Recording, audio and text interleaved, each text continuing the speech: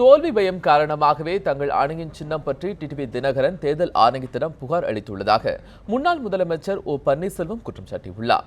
Chennai RK நகர் தொகுதி அதிமுக புரட்சித் தலைவி அம்மா அணியின் வேட்பாளர் மதுசூதனனை ஆதரித்து முன்னாள் முதலமைச்சர் பன்னீர்செல்வம் பிரச்சாரம் மேற்கொண்டார். ஆர்கே நகரில் உள்ள ஸ்ரீதேவி பெரியபாளையம் அம்மன் கோவிலில் சாமி தரிசனம் செய்துவிட்டு பிரச்சாரத்தில் ஈடுபட்ட பன்னீர்செல்வம் வீதி வீதியாக சென்று பொதுமக்களிடம் வாக்கு சேகரித்தார்.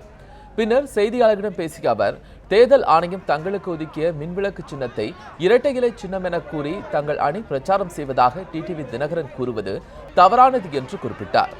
தோல்வி பயம் காரணமாகவே தங்களது சின்னம் பற்றி தினகரன் தேர்தல் ஆணையத்திடம் புகார் அளித்துள்ளதாக பன்னீர்செல்வம் குற்றம் சாட்டினார். தேர்தல் ஆணையத்திடம் அவர் புகார் கொடுத்திருக்கின்றார் என்றால் சொன்னால் அவருக்கு தோல்வி பயம் வந்துவிட்டது. அதன் காரணமாகத்தான் இன்றைக்கு புகார் கொடுத்திருக்கிறார்.